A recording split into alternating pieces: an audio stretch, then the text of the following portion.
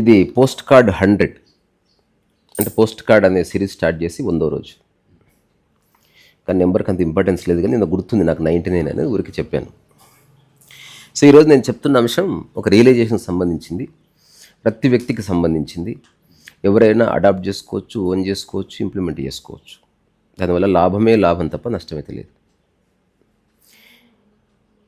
ఇది చెప్పే కంటే ముందు ఏం జరిగినా నీవు చేయాల్సిన పనిని పక్కకు నెట్టకు. రెండు ఉన్నాయి పదాలు, పెట్టకు నెట్టకు. నెట్టకంటేనేమో వేరే వాడి మీద తోయడం, పెట్టడం అంటే వేరే వారు ఎవరు లేడు బట్ నువ్వే పోస్ట్ పోన్ చేసినావని. మా ఇంటి ఎదురుగా ఒక వ్యక్తి మరణించాడు. ఇప్పుడు నేను చెప్పేదానికి దానికి ఏ సంబంధం లేనట్టుంది, కానీ చిన్న లింక్ ఉంది. అంటే I have perceived something very profound. ఏడుస్తుంది భార్య, అందరూ ఓదారుస్తున్నారు, క్వైట్ కామన్. అయితే ఎవరో నీళ్ళు ఇస్తే నేను తాగనమ్మా నీళ్ళు, నేను తాగను, నాకు తాగబుద్ధి అయితే లేదు అన్నదామె. కరెక్టే, భర్త చనిపోయిన దుఃఖంలో ఎవరు తాగుతారు? ఎవరో ఎంతసేపు ఏడుస్తావు, ఇంకా చాలు కొంచెం భోజనం తినమ్మా అని అడుక్కుంటున్నారు అందరూ. మామూలుగా ఉన్నప్పుడు ఎవరు అడుక్కోరు, అవి తినట్లేదు కాబట్టి అడుక్కుంటున్నారు అంతే. నాకు ముద్దది కదమ్మా, నాకు అయితే లేదు అది ఏడుస్తుంది. ఇది ఇలా ఉండగా ఆమెనే బయటికి వెళ్ళి బాత్రూమ్కి వెళ్ళి వచ్చింది. అప్పుడు నాకు కలిగిన స్ఫురణ ఏంటంటే, నువ్వు నీళ్ళని పోస్ట్ పోన్ చేశావు, తిండిని పోస్ట్ పోన్ చేశావు, కానీ అత్యంత ముఖ్యమైన వేగాలు అందరు 6 వేగాలు, తుమ్ము కానీ, దగ్గు కానీ, అది కానీ, ఇది కానీ, అది కానీ, ఏదైనా 6 ఉన్నాయి. You cannot post phone. పనిని అట్లా చూడాలి, డోంట్ పోస్ట్ పోన్ ఇట్. అది పక్కకు నెట్టకు, పక్కన పెట్టకు. అలాగని నువ్వు పెద్ద పీక్ కట్టలు కడుతున్నావు అని కాదు, దానివల్ల అవార్డ్స్ వస్తాయని కాదు. అది నీ పని రాబాయి. సునామీ వచ్చింది, పిట్ట కూస్తుంది. ప్రకృతి బాగుంది, పిట్ట కూస్తుంది, చేస్తూ ఉన్నది. గవర్నమెంట్ పడిపోయింది, చలికాలం వస్తుంది. ఏదో విపత్తు వచ్చింది, ఎండాకాలం వచ్చింది, పెట్రోల్ దొరకట్లే, వర్షాకాలం వచ్చింది. అట్లా ఎగ్జిస్టెన్సు ఏం జరిగినా అది పని పక్కకు పెట్టడం లేదు, నెట్టడం లేదు, కాబట్టి మనం అంతా బతుకుతున్నాం. ఇది మనం అర్థం చేసుకుంటే అప్పుడు మనం జీవితం యొక్క ఒక కోర్లోకి అడుగు పెడతాం. కానీ మనిషి ఏం చేస్తున్నాడు? మనిషి పని చేయడం పెద్ద సమస్య కాదు, కానీ పని మధ్యలో తన మనసు దారి తప్పుతుంది. హఠాత్తుగా ఎవరో తిడతారు, దాంతో వాడు ఆ తిట్టుకి, ఆర్గ్యుమెంట్కి ఎక్కువ వాల్యూ ఇచ్చి వాడు పనిని పక్కకు పెడుతున్నాడు. వాడు దేనికి ఇంపార్టెన్స్ ఇస్తున్నాడు అనేది తెలిసిపోయింది అక్కడ. నా మనసు చెడిపోయింది, నేను రాద్దామంటే డిస్టర్బ్ చేస్తారు అని ఏదో చెప్తాడు, కారణాలు, సాకులు వెతుకుతాడు. సో ఒక చిన్న గొడవ కానీ, చిన్న బాధ కానీ, చిన్న అవమానం కానీ, చిన్న నిరుత్సాహం కానీ, ఇవన్నీ నీవు పని ఆపడానికి కారణం అవుతాయి. మరి ఎవడు జ్ఞాని అంటే ఇవేవి కారణాలు కావు, పని జరుగుతుంది. దీనికి ఒక ఎగ్జాంపుల్, భార్య భర్త ఇద్దరు కొట్లాడుతున్నారు. 8:30 అయింది. భార్య లేచి పిల్లలకు అన్నం గిన్నె వండి పెడుతూ గొడవ పడాలి అంట. నేను ఏది అత్యంత ముఖ్యమో దాన్ని పక్కన పెట్టనే వద్దు. ఇద్దరు గొడవ పడుతున్నారు, చూస్తే లోపల ఫ్యాన్ తిరుగుతుంది. గొడవ పడుకుంటుంది, భర్త వెళ్ళి ఫ్యాన్ బంద్ చేసి వచ్చి తిడుతున్నాడు అనుకో, వాళ్ళ పనిని వాళ్ళు నిర్వర్తిస్తున్నారు. అంతలో భార్యకి ఫోన్ వచ్చింది ఆఫీస్ నుంచి, ఒక్క నిమిషం ఉండండి, చెప్పండి సార్, అలాగే సార్ నేను రేపు మెయిల్ పంపిస్తాను సార్ అని. దాన్ని పక్కన పెట్టలే, ఇప్పుడు పెట్టిన చెప్పు ఏందో అన్ను. సో నువ్వు చేయవలసినవి గొడవలు కానీ, ఆర్గ్యుమెంట్స్ కానీ, మనుషులతో ఏముంటాయి? ప్రేమలు, వాత్సల్యాలు కొంచెం ఉంటాయి, గొడవలు, పీక్లాట్లు ఎక్కువ ఉంటాయి. ఎందుకంటే ఆసక్తికరంగా ఉంటాయి. ఎక్కువసేపు నువ్వు ప్రేమించలేవు, కానీ ఎక్కువసేపు గొడవ పడవచ్చు. నువ్వు ఎక్కువసేపు కౌగిలించుకోలేవు, కానీ ఎక్కువసేపు కొట్టొచ్చు. ముఖ్యమైనవి ఎక్కువసేపు ఉండవు. బాత్రూమ్ లాంటిది అది, క్విక్. ఎవడు 10 hours శృంగారం చేయలేడు, అది క్విక్ యాక్టే. కానీ 10 hours సినిమా చూడొచ్చు, ఉపయోగపడదు అది. నిన్ను బతికించేవేవి ఎక్కువసేపు కొనసాగు. మరి పని 10 hours చేస్తున్నట్టే అక్కడ సమయం లేదని తెలుస్తుంది, కాబట్టి ఆ పని కొనసాగుతుంది. సో ఇప్పుడు నేనున్న ఏదైతే నా పని అనుకుంటున్నానో అది నేను పక్కన పెట్టను. ఇంకా కార్యాలు, కారణాలు ఇవన్నీ లేదు. ఒకవేళ నిజంగా నా పనికి పూర్తి అడ్డం వచ్చే వాతావరణమే ఉందని నాకు తెలిస్తే I simply disappear from this place. ఎవరితో కోపం కాదు, నేను పని కోసం వెళుతున్నా. అనుకునేవాడు ఏమైనా అనుకోని, మనం చేసే పని చెడ్డదన్నా మంచిదన్నా ఎవరికి ఉపయోగపడుతుందన్నా, if it is right for you, right thing to do, you have to do it. So భావోద్వేగాలు తాత్కాలికం, నీ పని శాశ్వతం. ఒక ఆయన ఉన్నాడు, ఆయన పేరు తాడేపల్లి రవి ఏదో ఉంటుంది. ఆయన సినిమా రైటరు. చాలా చిన్న వయసులో నాకు బాగా ఇష్టమైన సినిమా షిరిడి సాయిబాబా మహత్యం. అది బాబా గురించి కాదు, డైలాగ్స్ బాగా రాశాడు. అందులో తాత్వికత, ఒక రకమైన ఆధ్యాత్మిక చింతన కలిగిన డైలాగ్స్ ఉంటాయి. అలా రాయగలగడం ఆ చిన్న వయసు, at the age of 22 or 23 he wrote the dialogues. అంటే ఒక ప్రొడ్యూసర్ అతను ట్రస్ట్ చేసి అంత గొప్ప బాధ్యత అప్పగించారంటే వాళ్ళలో ఏ రేంజ్ తాత్విక చింతన ఉండాలి. అది ఇప్పటికీ నువ్వు చూస్తే చాలా బాగుంటాయి డైలాగులు. అందులో ఒక డైలాగ్ ఉంటుంది, నానావళి వచ్చి ఆ సాయిబాబాని టెస్ట్ చేస్తాడు. ఏం ఏం ఫకీర్, ఏం అమీర్ అంటాడు. నేను అమీర్ని కాదు, ఎప్పుడు ఫకీర్నే అంటాడు. లోకం ఎలా కనిపిస్తుంది అంటే పంచభూతాలతో మామూలుగానే కనిపిస్తుంది, నన్ను క్షమించండి వెళ్ళిపోతాడు. అదేంది, అతను పిచ్చివాడు ఏదో పిచ్చి ప్రశ్నలు అడిగితే మీరు జవాబు ఇవ్వడం నాకు నచ్చలేదు అంటాడు ఒకడు. అప్పుడు అతను చెప్తాడు అనమాట, డైలాగ్ ఎంత బాగా రాశాడు, మీరంతా అనుకుంటున్నట్టు నానావళి పిచ్చివాడు కాదు. అతను నేను ఈ మొదట ఊరు వచ్చినప్పుడు చూశాడు. అప్పుడు నేను మొదట ఈ ఊరు వచ్చినప్పుడు అందరూ పిచ్చివాడు అన్నారు, ఆ తర్వాత ఫకీర్ అన్నారు, ఆ తర్వాత వైద్యుడు అన్నారు, తర్వాత మహాత్ముడు అన్నారు, ఇప్పుడు దేవుడని కొలుస్తున్నారు. సో పిచ్చివాడు అంటున్న నాటి నుంచి దేవుడు అంటున్న నేటి వరకు నాకు పంచభక్షాలు సమర్పిస్తున్నారు, దీప నైవేద్యాలు పెడుతున్నారు. సో ఈ పూజల మత్తు నాకేమైనా ఎక్కిందేమో అని టెస్ట్ చేయడానికి నానవుడు వచ్చాడు. మీరంతా అనుకున్నట్టు, డైలాగ్స్ ఎంత బాగుంది, మీరంతా అనుకుంటున్నట్టు నానావళి పిచ్చివాడు కాదు, ప్రాపంచిక అవధులు దాటిన అవధూత. ఈ డైలాగ్ రాయాలంటే కొంచెం ఆ కాస్మిక్ సెన్స్ ఉండాలి, ఉత్తర రాసేది కాదు. చివరిలో ఆయన మరణించినప్పుడు ఒక డైలాగ్ ఉంటుంది, నేను ఈ శరీరాన్ని దాటి వెళుతున్నానే కానీ మీ మనోప్రాకారాన్ని దాటిపోగలనా అంటాడు. అంటే మీ మనసులో నన్ను చెడిపేసుకోలేరు కదా, సోక్రటీస్ అదే చెప్పాడు. సో ఆయన ఇంటర్వ్యూ చూసిన నేను, యూట్యూబ్లో ఎవరి ఇంటర్వ్యూ మొత్తం చూడండి, 2-3 నిమిషాలు చూడగానే నాకు ఇది ప్రాపంచికం, ఆడేదో తన కోసం చెప్పుకుంటున్నాడు, డబ్బా కొట్టుకుంటున్నాడు. బట్ ఆ తాడేపల్లి మధు అతని పేరు, అతని సినిమాలో యాక్టింగ్ కూడా చేసి స్టిల్ హీజ్ అలైవ్. అతని ఇంటర్వ్యూ ఆశాంతం చూశాను. నేను చాలామందికి ఏదన్నా ఇంటర్వ్యూ సజెస్ట్ చేయండి యూట్యూబ్లో అంటే అతని ఇంటర్వ్యూ సజెస్ట్ చేస్తాను. వెరీ ప్రాక్టికల్, వెరీ ప్రాగ్మాటిక్, ఏది అసలు తడబాటు లేదు, తను చేయింది ఏమీ చెప్పడం లేదు. ఓ చిన్న చిన్న మాటలు చెప్పాడు. ఏం చెప్పాడు, సినిమా రాస్తామని పిలుస్తాను, నన్ను వెళతాను, ఎంత అని అడుగుతారు, 30 లక్షలు అంటాను, కుదరదండి 5 లక్షలు అంటారు, 7 లక్షలు అంటాను, కుదరదండి 6.5 అంటారు, సరే అంటాను. నాకు పని ముఖ్యం, డబ్బు కాదు. డబ్బు మాధ్యమంగా వస్తుంది అంతే. ఇప్పుడు వాడు నాకు అడిగిన 30 లక్షలు వేయలేదని నేను ఇంటికి వస్తే నాకు పని లేకపోతే నేను బతకలేను. నేను పనిని పట్టుకొని మిగతా వాటిని సంపాదించుకున్నాను. ఉదాహరణకి ఖాళీగా ఉండి ఆ 30 లక్షలు వదులుకునే బదులు ఏదో చేసి నాకు 600 లక్షలు వస్తున్నాయి. ఇది కనుక బాగా రాస్తే నెక్స్ట్ వాడు 30 కాదు 50 ఇస్తాడు, ఇక్కడ అక్కడ బ్యాలెన్స్ అవుతుంది. అట్లా ఓవరాల్గా నాకు బెనిఫిటే ఉంది. సరే అందరితో పోలిస్తే నేను స్టార్ రైటర్ని కాలేకపోయినా అది వాళ్ళ భావన, నాకు అసలు స్టార్ లేదు రైటర్ లేదు, నాకు పని ఇంపార్టెంట్ అని తనన్న మాటింది. నేను పని చేస్తే శివం, పని చేయకపోతే శివం అన్నాడు. సో అది నేను చెప్తున్నది, నీ యొక్క విద్యుత్ ధర్మాలు నువ్వు పాటించకపోతే you are nothing but a dead body, corpse, living corpse, walking corpse, moving corpse. అట్లా కాకుండా కారణం ఏదైనా సరే, మన ఒక ఆయన ఉన్నారు, ఆయన పేరు మర్చిపోయినా, చాలా జర్నలిస్టు, ఆర్టికల్స్ రాస్తారు. ఆయన చాలా అద్భుతమైన ఆర్టికల్స్ రాస్తారు.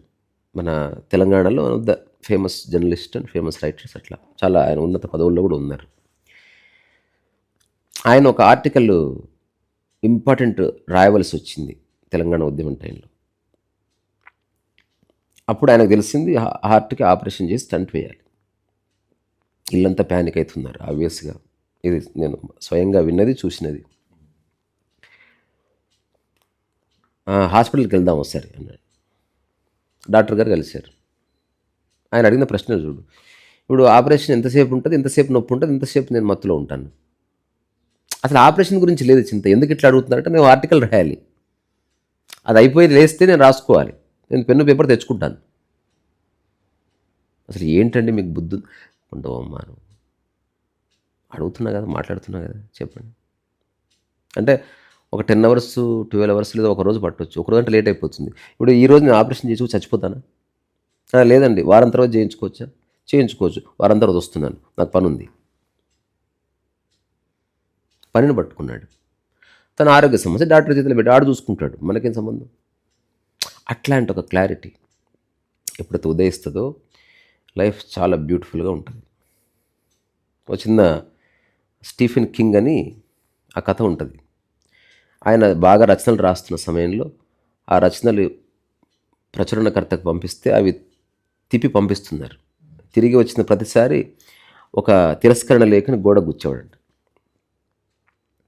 సో తిరస్కరణలు పెరుగుతున్న కొద్దీ ఆ మేఘ కూడా వంగిపోయింది, దానికి గుచ్చుతున్నాడు అట్లా. కానీ ఆయన రాయడం ఆపలే. ఆ తర్వాత ఆ తిరస్కరణని చూసి చుట్టుపక్కల వాళ్ళు ఏమనేవాళ్ళు అంటే, ఇన్నిసార్లు రిజెక్ట్ చేయబడ్డావు, ఎందుకు రాస్తావు? అంటే ఇక్కడ విషయం రిజెక్ట్ చేయబడ్డానా చేయబడలేదా అని కాదు, నేను రాస్తున్నానా రాయలేదా అని. రిజెక్ట్ అయిన ప్రతిసారి నాకు కొత్త ఆలోచన వస్తుంది. ఐఎమ్ నాట్ డిఫీటెడ్, డిస్కరేజింగ్ కూడా లేదు. I respect their view. Probably నేను ఆలోచిస్తున్నది వాళ్ళు ఆలోచిస్తానికి పొంతన కుదరట్లేదు. త్రాసు ఇటుపక్క 1/2 కిలో వేసావు, ఇటుపక్క 1/4 కిలో వేసావు, బ్యాలెన్స్ కుదరట్లేదు. త్రాసుదేం తప్పు, చేయవలసినల్లో బ్యాలెన్స్. మనం త్రాసుని ఏం చేయట్లేదు, త్రాసుని పట్టుకొని ఇటుపక్క టమాటా అటుపక్క ఇటు వేస్తే ఓవరాల్ బ్యాలెన్స్ వస్తుంది. So I'm trying for to bring that balance in my writing. అదే స్టీఫెన్ కింగ్ ప్రపంచంలో అత్యధికంగా చదవబడ్డ రచయితల్లో ఒకటిగా మారిపోయాడు. ఎవరెవరైతే రిజెక్ట్ చేశారో వాళ్ళు ఫోన్ చేసి మీరు మా కోసం రాయాలి, ఆ లెటర్ చింపేశాడు. అక్కడున్న ఏ లెటర్స్ గుచ్చబడ్డాయో అన్ని తనే లచ్చి చింపేశాడు. మళ్ళీ మేకు ఖాళీగా మిగిలి తను పట్టుకున్నది ఓన్లీ వర్క్ని. అట్లాగే థామస్ ఆల్వా ఎడిసన్ గురించి మీకు తెలిసే ఉంటుంది. ప్రపంచంలో అత్యధికమైన పేటెంట్స్ అతనికి ఉన్నాయి. ఈరోజు మనం రాత్రిపూట లైట్ వేసుకొని మనం ఉంటున్నామంటే ఆయన కారణం. అంటే ఆయన చీకట్లో నుంచి లైట్ని కనుక్కున్నాడు, మనం లైట్ వచ్చినాక చీకట్లో బతుకుతున్నాం. సో థామస్ ఆల్వా ఎడిసన్ దాదాపు 1000 కొత్తవి కనుక్కున్నాడు. 1000 పేటెంట్స్. ఇప్పుడు థామస్ ఆల్వా ఎడిసన్ కుటుంబ సభ్యులు ఎవరైతే ఉన్నారో వాళ్ళు next couple of thousands of years ఏం చేయక్కలే, రాయల్టీ వస్తుంది. ఎన్ని బల్బులు సేల్ అయితే అన్ని ఆటానాలు వస్తాయి. రోజుకి ఎన్ని బల్బులు సేల్ అయితే చెప్పు, సేల్ అయితేనే ఉంటాయి. బిల్ గేట్స్కి డబ్బులు వస్తూనే ఉంటాయి. ఆపరేటింగ్ సిస్టమ్ లేకుండా సిస్టమ్ పనిచేయదు. ఆ ఆపరేటింగ్ సిస్టమ్ని కనుక్కున్నవాడు, అందుకని ఖచ్చితంగా డబ్బులు వస్తాయి. యూనిక్ సెల్లింగ్ పాయింట్ ఉంది అందులో. అందుకే డబ్బు సంపాదించాలంటే అందరికి ఉపయోగపడేదాన్ని క్రియేట్ చేయి, అలవాటు చేయి, తర్వాత వచ్చి కొనుక్కుంటారు. అంతే చేయవలసింది. సో థామస్ ఆల్వా ఎడిసన్ ఆ బల్బు కనుక్కునే ప్రయత్నంలో 1000 టైమ్స్ ఫెయిల్ అయ్యాడని చెప్తారు. అప్పుడు ఎవరో అన్నారంట, ఎన్నిసార్లు ఫెయిల్ అయినావు, ఎందుకు చేస్తున్నావు అంటే అది మీ పర్సెప్షన్. నేను 1000 సార్లు ఫెయిల్ కాలే, పని చేయకుండా ఉండే 1000 మార్గాలు దొరికాయి నాకు. ఓహో ఇలా చేస్తే బల్బ్ పనిచేయదు, ఇలా చేస్తే బల్బ్ పనిచేయదు, ఇలా చేస్తే పని చేస్తుంది ఫిలమెంట్ ఎగిరిపోతుంది, ఇలా చేస్తే పని చేస్తుంది కానీ ఎక్కువ కరెంట్ కాలుతుంది, ఇలా పని చేస్తుంది వేడి ఎక్కువ వస్తుంది. నాకు 1000 దారులు దొరికాయి. తద్వారా ఆ 1000 తప్పులు చేయకుండా బల్బు తయారవుతుందని తెలుసుకుంటున్నాను. ఇప్పుడు నా నెక్స్ట్ ఉన్న వాళ్ళకి బెనిఫిట్ ఏంది, ఆ 1000 తప్పులు చేయాల్సిన అవసరం లేదు, డైరెక్ట్గా బల్బు తయారు చేసి. తద్వారా నాకున్న జ్ఞానం వాళ్ళకి ఎప్పటికీ రాదు. What I have understood no one understands. So అందుకే నిరంతరం ఎవడైతే పని చేస్తాడో వాడికి తెలిసిన రహస్యాలు, రకరకాల విషయాల్లో వాడికి ఒక క్లారిటీ వస్తుంది. ఎవ్రీడే ఎట్లయితే గాలి ఉందో, ఎవ్రీడే ఎట్లయితే సూర్యుడు వస్తున్నాడో అట్లా ఎవ్రీడే నీ పని నువ్వు చేయి. కారణం చెప్పకు.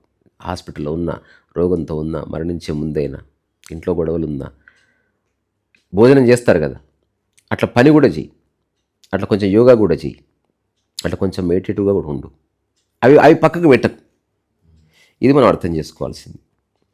సో ఓవరాల్గా ఏంది, పని అంటే ఉద్యోగము కాదు, నీ ధర్మం అన్న చోటనే ఇది మ్యాచ్ అవుతుంది. ధర్మం అంటే నీవు అది వేరు కాదు. ఒక గులాబీ చెట్టుకి గులాబీ పువ్వు ఎట్లయితే అన్యము కాదో, రాజమౌళికి సినిమా అట్లా వేరు కాదు, స్టీఫెన్ కింగ్కి రచన అట్లా వేరు కాదు, బాలసుబ్రహ్మణ్యానికి పాడటం అట్లా వేరు కాదు, వేటూరికి రాయడం అట్లా వేరు కాదు. ఆ రెండు ఒకటే. They are not singing, they are the song itself. Stephen King is not writing, he is the writing itself. అతను తన యొక్క గుబాళింపుని అక్షరాల్లో పెడుతున్నాడు. అది రాసినా రాకపోయినా అతని పుస్తకమే తిరుగుతున్నాడు. ఇప్పుడు 500 పుస్తకాలు ప్రింట్ కాకపోయినా ఐఎమ్ వర్త్ 500 బుక్స్ అని అర్థం. నేను రాయకపోతే రాయలేదని తెలుస్తుంది, బట్ నా పుస్తకాలు ఎక్కడ నాలో నిక్షిప్తమయ్యే ఉన్నాయి. అవి ఎవరు తీసేసుకుంటారు? ఎవరు తీసేసుకోలేరు. అందుకని ఏది నీ పనో దాన్ని. చివరిగా ఒక మాట కృష్ణుడు కూడా భగవద్గీతలో చెప్పాడు, నీ కర్తవ్యం నువ్వు చెయ్యి, ఫలితం గురించి ఆలోచించొద్దు, ఆందోళన వద్దు. అంటే అర్థమైంది, do your stuff no matter what. అంటారు ఎందుకు చేస్తున్నావు, నువ్వు టైం వేస్ట్ చేసుకుంటున్నావు, లేకపోతే నీకు దీనివల్ల ఏమొస్తుంది, అసలు నువ్వు టైం ఏదో అంటారు. అవునా, సరే సరే అని మళ్ళీ పని చెప్పి.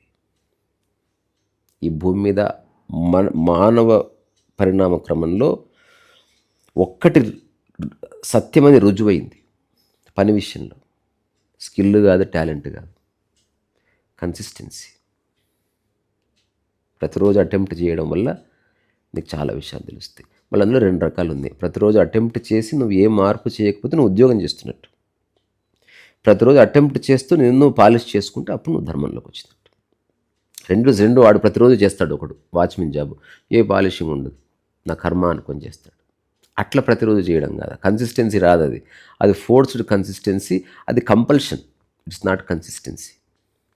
అందుకని ఈరోజు నేనేం చెప్పాలనుకుంటున్నా, నేను పోస్ట్ కార్డ్ చేయాలని నిర్ణయించుకున్నా.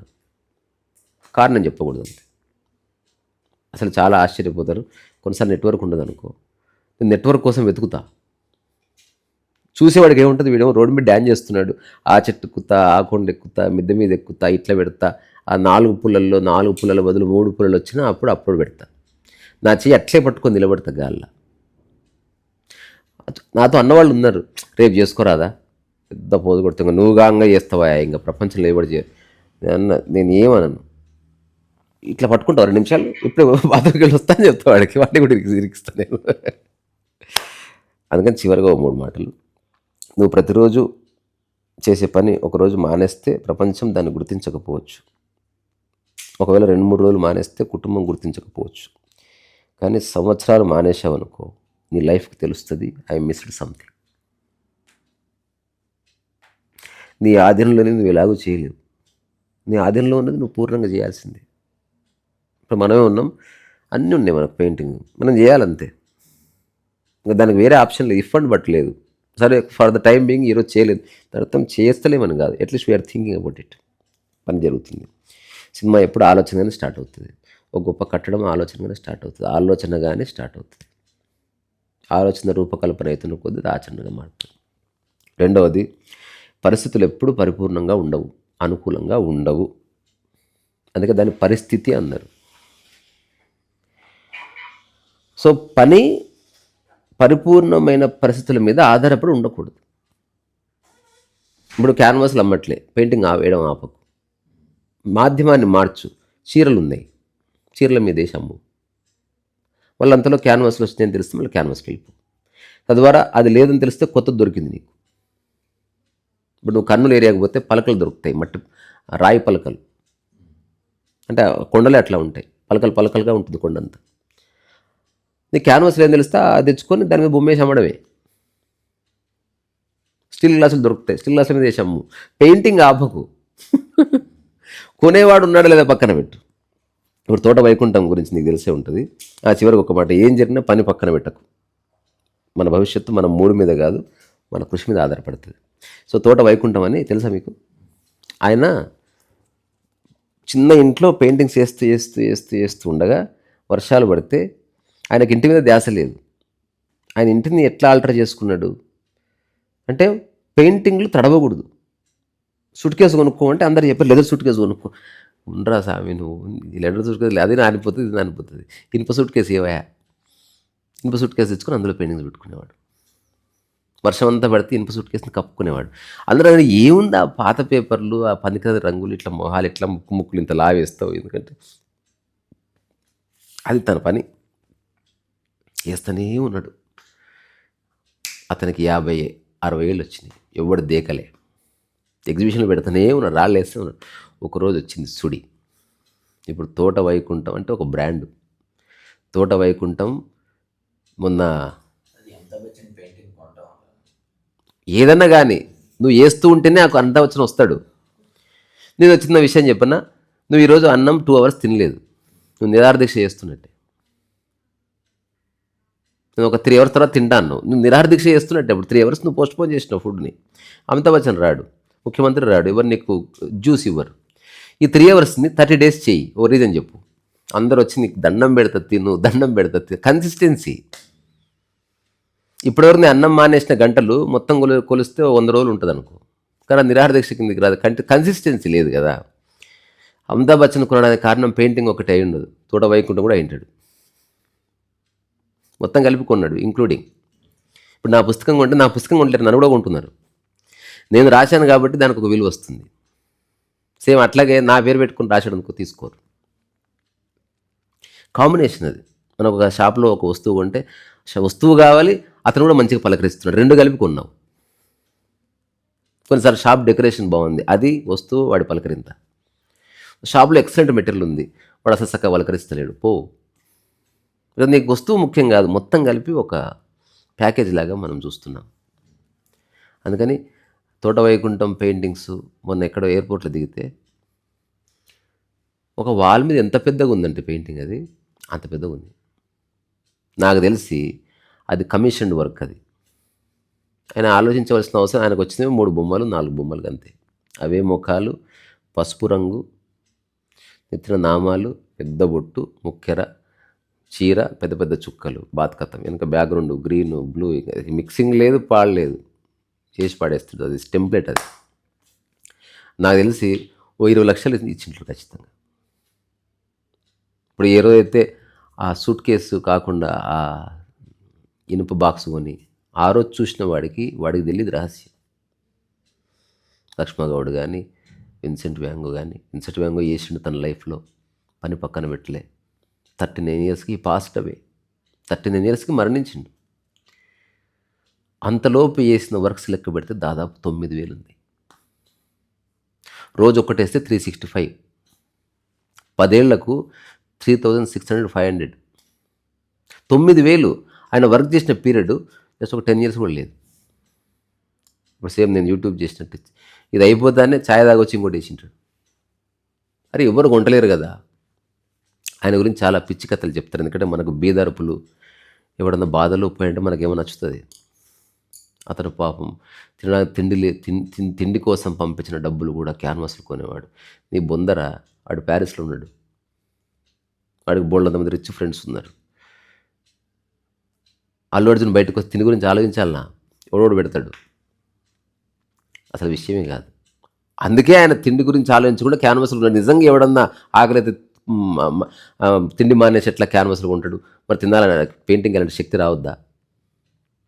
అందుకని ఇదంతా జనాల పర్సెప్షన్. విన్సెంట్ వ్యాంగ్ లివ్డ్ ఏ లగ్జూరియస్ లైఫ్, మనం అనుకున్న లగ్జరీ కాదు. అసలు వాడికి తిండి గురించి ఆలోచించాల్సిన అవసరం లేదు. ఎవడోడు బ్రెడ్ ఇస్తున్నాడు, బటర్ ఇస్తున్నాడు, పని నడుస్తుంది, బాత్కథం.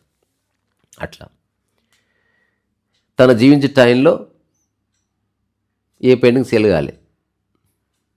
అతను మరణించిన తర్వాత తన మేనగోడలో ఒక ఎగ్జిబిషన్ చేసింది after 15 years. First exhibition super duper hit. Heart కేకులు అంటే అప్పటికి మానవ సమాజం ఇవాల్వ్ అయింది. కాంటెంపరీ ఆర్ట్ లేకపోతే పాయింటలిజం ఇట్లాంటివి ప్రాచుర్యంలోకి వచ్చినాయి. మీరు ఆశ్చర్యపోతారు.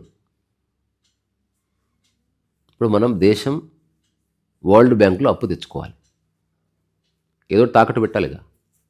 So Vincent van Gogh probably from Netherlands. ఇప్పుడు నెదర్లాండ్స్ వరల్డ్ బ్యాంక్ నుంచి అప్పు తెచ్చుకోవాలంటే విన్సెంట్ వ్యాంగో పెయింటింగ్ తాకట్టు పెట్టి తెచ్చుకుంటారు, అంత ఎక్స్పెన్సివ్ అది. విన్సెంట్ వ్యాంగో పెయింటింగ్కి ఇప్పుడు జెడ్ సెక్యూరిటీ భద్రత ఉంటుంది లారో మ్యూజియంలో. తను వేసిన రోజు తనకు తెలుసు తన పెయింటింగ్, అందుకే వేసాడు. He realize that this is worth, ఇది చేయవలసిందే. బాత్కథం ఇప్పుడు నేను యూట్యూబ్ చేస్తున్నా, నేను 100% రియలైజ్ అని ఇది one of the most effective medium I have ever seen. ఇప్పుడు ప్రపంచంలో 1 కోటి మంది వచ్చి నన్ను తిరస్కరించని, నువ్వు వేస్ట్ అని ఏమనని, దాన్ని కూడా నేను వీడియో చేస్తాను ఇప్పుడు. ఇప్పుడే ఒకడు అన్నాడు, ఆయన సరే నేను పని ఆపను. అది బ్యూటీ అనమాట. అందుకని ఏది నీ పనో, ఉద్యోగం కాదు, ఏది నీ పనో దాన్ని వదిలిపెట్టకు. అది నిన్ను ఎక్కడికి తీసుకెళ్ళాలో అక్కడికి తీసుకెళ్తుంది. నీకు ఏది కావాలో అది నీ దగ్గర తీసుకొస్తుంది. నిన్ను ఎవరిని వదిలించుకోవాలో అదే వదిలింపిస్తుంది. నిన్ను ఎవరిని నీ వైపు తీసుకురావాలో అదే తీసుకొస్తుంది. Keep doing it. మర్చిపో అసలు ఈ పనికిరాని తుచ్చమైన నాకు కారు లేదు దానికోసం చేసి కాదు. నేను ఏది ఉంటే ఏది లేదు, నేను ఈ పని చేస్తున్నా, బాత్ కథం హోగా వాడు చేస్తూ ఉండగా ఎవడో వచ్చి కారు ఇస్తాడు. నాది అనుకోకు, వాడుకొని మళ్ళీ వాడు ఆవిడతో ఇచ్చేసేయి. అట్లాంటి ఒక ఓపెన్ మైండ్ ఉంటే ఈ క్షణమే జీవిత ప్రవాహం మొదలైపోతుంది. ఇందులో ఏ సందేహం లేదు. అంటే నా లైఫ్లో అట్లా జరిగింది. నేను డ్రైవింగ్ లైసెన్స్ కావాలి, నాకు ఎక్కడ తీసుకోవాలో తెలియదు, ఎవరిని అడగాలో తెలియదు, నా దగ్గర డబ్బులు లేవు, బండి కొనుక్కుందాం అనుకుంటున్నాను. ఇంకా నాకు బండి హీరో పుక్ ఒక్కటి వచ్చింది. ఒకసారి కానిస్టేబుల్ పట్టుకున్నాడు. నాకు వస్తూ భయమైంది ఫస్ట్ టైం పట్టుకున్నప్పుడు. ఏమవుతుందో, కేసేస్తారో తెలియదు కదా మనకు. అప్పటి నుంచి ఈ తరహా మానసిక స్థితి, పని వదిలిపెట్టలే. బొమ్మలు వేస్తే బొమ్మలు వేసిన, ఏం చేస్తే ఇప్పుడు యూట్యూబ్ చేసినట్టు అన్నీ సిన్సియర్గా చేసిన నేను. కొన్ని సంవత్సరాలు రూపాయి కూడా లేదు నా దగ్గర, ఈ రోజు ఆ రోజే. కానీ భయం లేదు నాకు, ఏమీ కాదు, ఏమవుతుంది, కొంచెం వరకునే పడతా. ఆ తర్వాత నేను బిగ్ బజార్లో బొమ్మలు వేస్తున్నా. ఒక అతను వచ్చాడు, కిత్నా లేతే అన్నాడు. మీకు ఎంత నచ్చితే అంత ఇవ్వండి అన్నాను. అరే ఎట్లెట్లా చేస్తారు బిజినెస్, నువ్వు ఆర్ట్ తమ్మి చెప్పాలి. నేను నిర్ణయం తీసుకుని నేను వేసిన దానికి వర్త్ లేదనుకుంటే డబ్బులు ఇవ్వద్దు. మీరు వర్త్ ఉందా, మీకు నచ్చిన సహాయం చేయొచ్చు, ఓపెన్. సరే బొమ్మ వేయించుకున్నాడు. మంచిగా వేసినావు తమ్మి, మంచిగా వేసినావు అని 50 రూపాయలు ఇచ్చిండు. పోయిండు, మెట్లు ఎక్కుతున్నాడు, మళ్ళీ వచ్చిండు, మళ్ళీ ఒక 200 తీసి ఇవ్వాడు. నాకు వద్దన్నా, నాకు సరిపోయినాయి ఆ రోజుకి. అప్పటికి 200-300 ఎర్న్ చేసిన, వద్దన్నా. నీ నెంబర్ నాకు అన్నాడు. నా నెంబర్ ఇచ్చిన. 2 days తర్వాత ఫోన్ చేసిండు. మా అమ్మాయి బాబు ఉన్నారు, వాళ్ళకి నీకు వచ్చిన బొమ్మలు నేర్పిస్తావా? 10 రోజులే ఉంటారు, మళ్ళీ వాళ్ళు వెళ్ళిపోతారు ఎక్కడికో, సమ్మర్ కోసం వచ్చారు. సరే మరి నువ్వు రావడానికి పోవడానికి ఎట్లా? నేను బస్సులో బస్సులో పోతా. దానికన్నా పైసలు తీసుకుంటావా? నేను ఎక్కడున్నా బస్సులో పోయి బస్సులో వస్తాను కదా, దానికి పైసలు అక్కర్లేదు. రెండోది నాకు బస్ పాస్ ఉంది, లేదా హీరో పుక్ కూడా ఉంది. పెట్రోల్ లేదనుకుంటే నేను బస్ పాస్లో తిరుగుతాను. ఆ తర్వాత ఒక 10 days నేను ఎవ్రీడే వెళ్ళి మెహదీపట్నం వెళ్ళి నాకు వచ్చింది చెప్పాను రా, ఆబ్జెక్ట్ డ్రాయింగ్ అట్లా ఇట్లా. సో ఆయన తుమ్కు మై పైసే నై దేతే అన్నాడు. సరే అన్న. తుమ్కో డ్రైవింగ్ లైసెన్స్ దిలాతే హమ్ అన్నాడు. సరే అన్న, కల్ ఆజావ్ అన్నాడు. పోయినా, ఏం చేసినా తెలియదు, నాకు డ్రైవింగ్ లైసెన్స్ ఇచ్చారు. అటనే ప్యాన్ వచ్చింది, అటనే నాకు పాస్పోర్ట్ వచ్చింది. ఎవరో వచ్చి తీసుకొచ్చి నా చేతులు అప్పగించిపోయారు. ఎవరో నా అమెరికా తీసుకుపోయారు. ఎవరో నాకు టికెట్స్ ఇచ్చి మొత్తం అమెరికా తిరిగేలా చేశారు. నేను వాళ్ళ కృతజ్ఞుడై ఉన్నా, కానీ అడుక్కోలేదాన్ని. నా కన్సిస్టెన్సీకి నాకు అట్లా చిన్న బెనిఫిట్ లాగా నేనేం ఆశించలేదాన్ని. అది లేకపోయినా నా లైఫ్కి ఏం ఫరక్ పడదు, బట్ ఇట్ విల్ కమ్. నేను ఢిల్లీలో కూర్చొని బొమ్మలు వేస్తుంటే ఒక కారు వచ్చి ఆగింది. You are a good artist, ఇప్పుడు నా క్యాన్వాసుల మీద చేసినావా? నా దగ్గర క్యాన్వాసులు లేవు, డబ్బులు లేవు. అరే అవునా, కూర్చొని నేను 10 క్యాన్వాసులు ఇప్పిస్తా. నన్ను ఇస్తే నీకేంటి అన్న. Simple fund, I'm a business man. 10 painting నీకు నచ్చిన వెయ్యి, 3 పెయింటింగ్ నాకు ఇచ్చేసి నేను అమ్ముకు దొబ్బుతా వాటిని, మిగతా 7 నువ్వు అమ్ముకో అన్నాడు. కన్నర్ ప్లేస్కి వెళ్ళి 10 క్యాన్వాసులు ఇప్పించండు. మొట్టమొదటిసారి 10 స్ట్రెచ్డ్ క్యాన్వాసెస్ ఉన్న 3 feet by 3 feet. ఇప్పటికి నా దగ్గర ఫోటో ఉంది, ఆ ఫోటో ఒకటి దాచిపెట్టుకున్నాను నేను. ఎత్తన పిలుకుండి కాలు మీద పెట్టు పెయింటింగ్ వేస్తూ ఉంటుంది.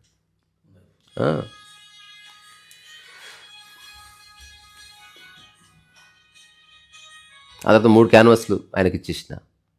చాబార్ అనే దాంట్లో ఎగ్జిబిషన్ చేసిన. అక్కడ అబౌట్ 5,000 ఎంత ఇచ్చినా ఓకే అన్న. 1 day మొత్తం సేల్ అయిపోయినాయి. వాడు డబ్బులు, వాడు 3 పెయింటింగ్లు వాడు ఎంతగానో అనుకోండి, మనకు సంబంధం లేదు.